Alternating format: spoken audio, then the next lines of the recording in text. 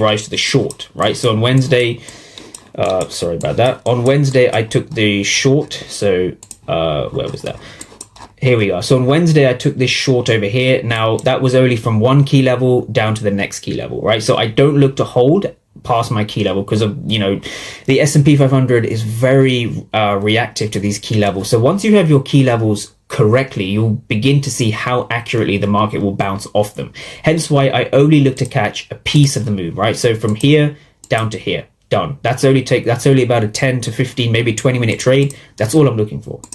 Now, what I want traders to focus on now is the fact that once you establish your key level, you want to keep them on your charts, basically, right? So on Wednesday, this was a fair value gap. Now, what I don't do is ignore this level, right?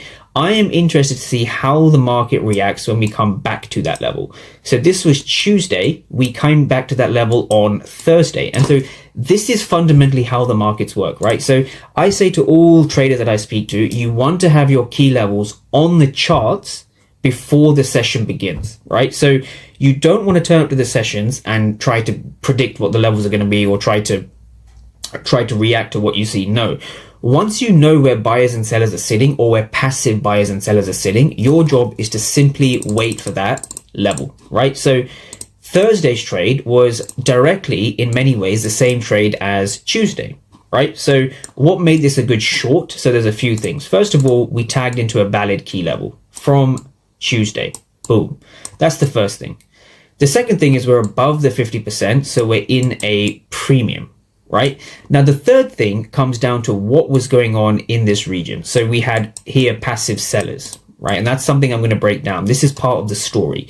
So again, when it comes to trading, when it comes to taking a good trade, every good trade is a story, right? Every good trade is a story. Now, the good thing is with trading is that there's only 3 parts to every story. You need to have a key level. So you need to know where the trade is actually starting from. You need a key level.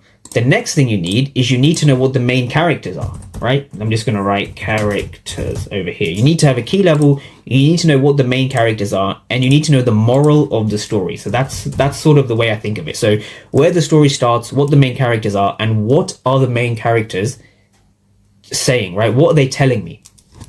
So that's how I want you to think it through. Now on the lower time frames, so AM session, horrible, choppy.